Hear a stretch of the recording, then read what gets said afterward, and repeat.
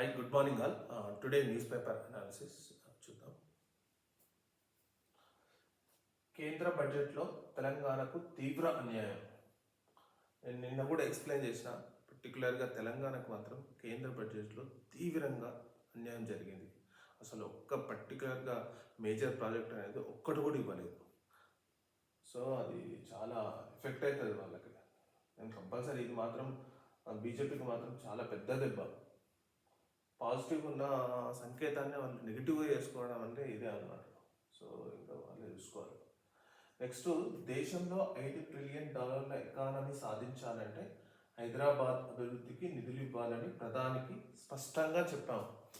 రేవంత్ రెడ్డి ఏం చెప్పిండంటే 5 ట్రిలియన్ అంటే నరేంద్ర మోడీ ప్రజెంట్గా $5 ట్రిలియన్ ఎకానమీ కోసం ప్రయత్నిస్తున్నారు. అంటే మూడవ ఆర్థిక వ్యవస్థగా ప్రజెంట్గా ఫస్ట్ ప్రపంచంలోనే మొట్టమొదటిగా అమెరికా $25 ట్రిలియన్ మొట్టమొదటి స్థానంలో ఉంది. ఆ తర్వాత చైనా ఆల్మోస్ట్ ఇది $14 ట్రిలియన్ రెండవ స్థానంలో ఉంది. ఆ తర్వాత జపాన్ $4.5 ట్రిలియన్ మూడవ స్థానంలో ఉంది. సో జపాన్ తర్వాత మనం ఉన్నామన్నమాట. అంటే ఆల్మోస్ట్ 4 నుంచి 4.5 మధ్యలో ఉన్నాం.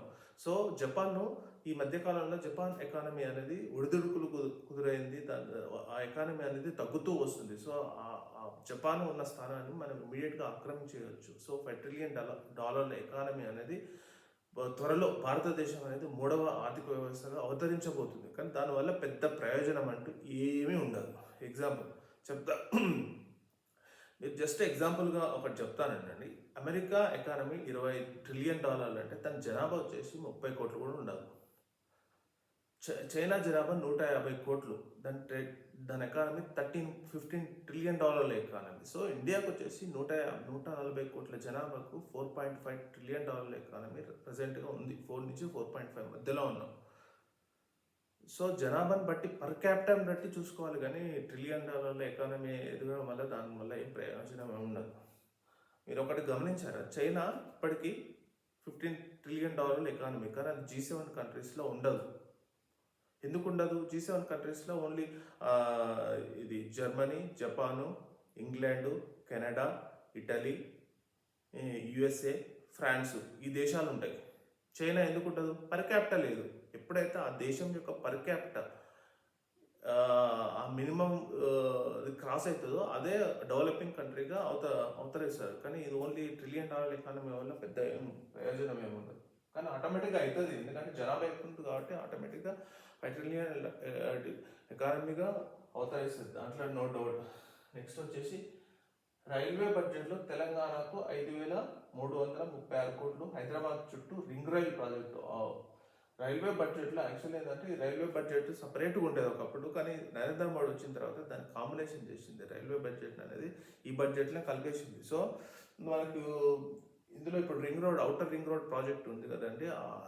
ఔటర్ రింగ్ రోడ్ ప్రాజెక్టుకు అనుసంధానంగా ఈ రింగ్ రైల్ ప్రాజెక్టును కూడా త్వరలో అయిపోతుంది. కానీ ఇది చాలా పెద్ద టైం తీసుకున్నది. ఇమీడియట్గా మీరు ఎలక్వేషన్ చేయాల్సింది. మొన్ననే రీసెంట్ కూడా చెప్పాను, గట్కేసర్ నుంచి యాదాద్రి వరకు MMTS రైల్ అనేది అప్రూవ్ అయింది. అది ఇప్పుడు ప్రజెంట్గా స్టేట్ గవర్నమెంట్ చేతిలో ఉంది. ఎందుకంటే ఆ రోజు స్పష్టంగా తెలిసింది ఏంటంటే ఇప్పుడు భూమి సేకరణ అనేది స్టేట్ గవర్నమెంట్ చేతిలో ఉంటుంది అనమాట. భువనగిరి RDO ఇప్పుడు ప్రజెంట్గా ఆ భూమి సేకరణ చేసి ఆ రైల్వే డిపార్ట్మెంట్కు ఖచ్చితంగా అందించాల్సిన అవసరం ఉంటుంది. ఎందుకంటే ఒకవేళ ఇప్పుడు RDO ఒకవేళ భూమి ఇవ్వలేదనుకో అది సెంట్రల్ గవర్నమెంట్ తప్పు కాదు, స్టేట్ గవర్నమెంట్ తప్పు అవుతుంది. అంటే మీరు ఎలక్వేషన్, ఎందుకంటే మీ చేతుల్లో ఉంటుంది, భూమి సేకరణ అనేది మీ చేతుల్లో ఉంటుంది. మీరు సేకరించి దానికి త్వరగా ఆ గవర్నమెంట్కు ఆ రైల్వే డిపార్ట్మెంట్కి ఇస్తే ఆ MMTS అనేది త్వరగా ఆ గట్కేసర్ నుంచి కానీ యాదాద్రి వరకు ఏర్పడే అవకాశం ఉంటుంది. దానివల్ల ప్రజలకు చాలా ఉపయోగం. ఎందుకంటే యాదాద్రికి చాలామంది విజిట్ అవుతారు, చాలా విధాలుగా ప్రయాణిస్తున్నారు కాబట్టి అదొక చాలా ఉపయోగకరమైన అంశం. నెక్స్ట్ వచ్చి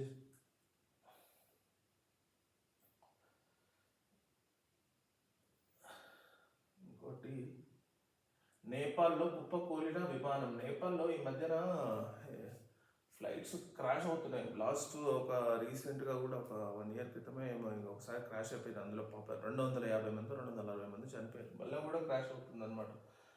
ఏదో 18 మంది మృతి చెందారంట.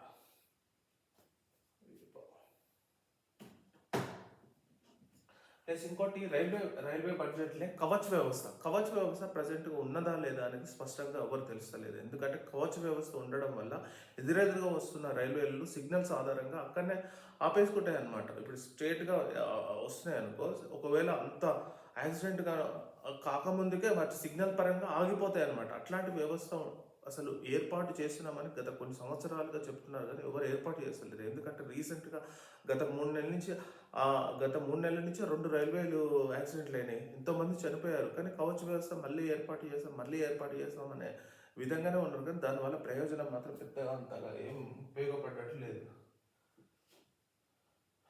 నెక్స్ట్ వచ్చేసి సింగరేణి మాత్రం ప్రైవేటీకరణ చేయమని మన బొగ్గు గనుల శాఖ మంత్రి కిషన్ రెడ్డి స్పష్టంగా చెప్పారు. ఎందుకంటే సింగరేణిని ప్రైవేటీకరణ చేయరు, నాకున్న సమాచారం వరకు చేయరు. ఎందుకంటే దాంట్లో వాళ్ళ సెంట్రల్ గవర్నమెంట్ షేర్ వచ్చేసి 49%, స్టేట్ గవర్నమెంట్ షేర్ వచ్చేసి 51%. 51% ఉన్న షేర్ ఉన్న రాష్ట్ర ప్రభుత్వమే మొత్తం దాని సింగరేణిని అధికారం నడుస్తుంది అనమాట. అంటే రాష్ట్ర ప్రభుత్వం చేతుల్లోనే ఉంది సింగరేణి మొత్తం ఆపరేషన్స్. సో దాన్ని ప్రైవేట్ పరం చేయమని చెప్పారు అనమాట. కానీ ఇదే మాట వైజాగ్ చెప్తలేరు. నెక్స్ట్ వచ్చేసి ఒకటి కోర్టులో ఒక అతను కేసు వేసిండు. నేను ఎప్పటి నుంచో దాని గురించి చెప్పాలనుకుంటున్నా. కోకాపేటలో 11 ఎకరాల ల్యాండ్ను కేసీఆర్ గవర్నమెంట్ ఉన్నప్పుడు తన పార్టీ ఆఫీస్కు కేటాయించుకుంటూ చాలా చౌకగా అక్కడ 100 crores అని చెప్పి వీళ్ళే, అంటే ప్రభుత్వ భూమిని కొందరు కార్పొరేట్ సంస్థలు 100 crores కొనుగోలు చేశారు. అలాంటి ఏరియాలలోనే 11 ఎకరాలు భారత రాష్ట్ర సమితి పార్టీ నిర్మాణానికి 11 ఎకరాలు కేసీఆర్ గవర్నమెంట్ తన పార్టీ కోసం అని ఒక జీవో ఇచ్చి కేటాయించుకుంటూ, తర్వాత రేవంత్ రెడ్డి గవర్నమెంట్ వచ్చినాక దాని మీద అసలు మీ అభిప్రాయం ఏందని చెప్పి ఒకరు కోర్టులో కేసు వేస్తే ఇప్పుడు కోర్టు అడుగుతుంది అనమాట, మీ అభిప్రాయం ఏంటి, వాళ్ళు 11 ఎకరాలు తీసుకున్నారు, మీరు వాళ్ళకి ఎలొకేట్ చేస్తున్నారా లేకపోతే లేదా, మళ్ళీ రిటర్న్ తీసుకుంటారా అనేది రేవంత్ రెడ్డి గవర్నమెంట్ సమాధానం చెప్పాలి. ఎందుకంటే ఇప్పుడు అది 11 ఎకరాల భూమిని మరి మీరు ఏం చేయాలనుకుంటున్నారు, వాళ్ళు నిర్మాణానికి ఇస్తారా లేకపోతే మళ్ళీ మీరు రిటర్న్ తీసుకుంటారా అని చూడాలి. కానీ మ్యాక్సిమం మాత్రం రిటర్న్ తీసుకునే అవకాశం ఏముందండి. 11 ఎకరాలు అంత కాస్ట్లీ ల్యాండ్ ఒక పార్టీ ఆఫీస్ కంటే ఆల్రెడీ పార్టీ ఆఫీస్ ఉంది ఇక్కడ, ఏది బంజారాయిల్స్లో అక్కడ ఉంది, పెద్ద పార్టీ ఆఫీస్ ఉంటుంది. పార్టీ ఆఫీస్ ఉన్న తర్వాత కూడా మళ్ళీ 11 ఎకరాల భూమిని దట్టు కోకాపేటలు అంటే 100 ఎకరం 100 కోట్ల ల్యాండ్, అట్లాంటి ల్యాండ్ కారు చౌకగా 10 లక్షలకు 12 లక్షలకు ఎకరం అట్లాగా తీసుకున్నారు. కానీ రేవంత్ రెడ్డి గవర్నమెంట్ మాత్రం అది క్యాన్సిల్ చేసే అవకాశమే ఎక్కువ ఉంది.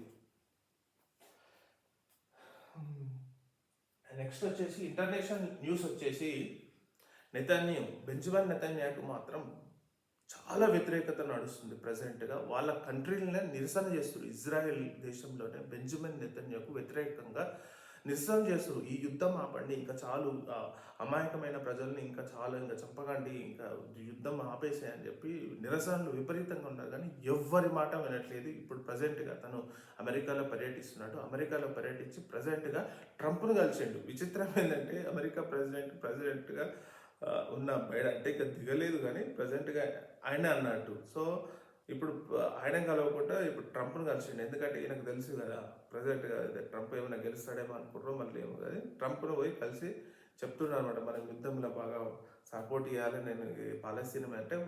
విచిత్రం ఏదంటే ఇతను బెంజమిన్ నెతన్యాహు అమెరికాలో పర్యటిస్తే అమెరికాలో కూడా నిరసనలు ప్రదర్శిస్తున్నారు. అంటే ఎంత వ్యతిరేకత మూట కట్టుకున్నాడు ఈ యుద్ధం వల్ల. కానీ ఎవరి మాట అసలు ఎవరిది వినట్లేదు. నెక్స్ట్ ఏంటంటే ఇంకోటి చిత్రమైన ఒక ఇంట్రెస్టింగ్ న్యూస్ ఏంటంటే ఉక్రెయిన్ జెలెన్స్కీ ఆమె వైఫ్ ప్రపంచంలోనే అత్యంత ఖరీదైన బుగాటి కారు కొన్నది. అక్కడ యుద్ధం జరుగుతుంది, చాలామంది చనిపోతున్నారు ఉక్రెయిన్లో, కానీ వాళ్ళ వైఫ్ మాత్రం అత్యంత ఖరీదైన, అంటే బుగాటి అంటే అది చాలా ఇయర్కి ఎంత ఒక 20 వర్షన్స్ రిలీజ్ చేస్తారు అందులో. అది కూడా చాలా రేర్గా రిలీజ్ చేస్తుంది. ఇది French company car Bugatti. So ఆ కారును వీళ్ళు బై చేసారు అనమాట. వాళ్ళ జెలెన్స్కీ భార్య. ఎంత ఘోరం చూడండి.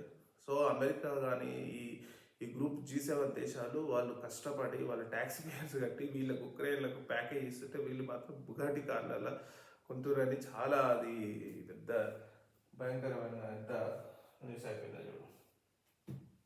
ఇంకోటి ఇంపార్టెంట్ స్పోర్ట్స్ న్యూస్ వచ్చేసరికి రేపే ఒలింపిక్స్ ప్రారంభమవుతుంది. సో ఇప్పుడు మామూలుగా టార్చ్ రిలే చేయడం అనేది ప్రముఖ హిప్ హాప్ లెజెండరీ ఈ స్నూప్ డాగ్ ఇచ్చారు. సో స్నూప్ డాగ్ అనేది hip hop American wrapper. So అతను టార్చ్ రిలే చేశాడు. సో టార్చ్ రిలే అవకాశం అతనికి వచ్చింది. సో అతను టార్చ్ రిలే చేయగానే ఒలింపిక్స్ స్టార్ట్ అవుతున్నట్టు సంకేతం అనమాట. సో ఒలింపిక్స్ పాల్గొనబోయే మన క్రీడాకారులందరికీ మరొకసారి శుభాకాంక్షలు తెలుపుతున్నాను. ఇంతటితో ఈ న్యూస్ అనాలిసిస్ క్లోజ్ చేస్తాను. Thank you very much.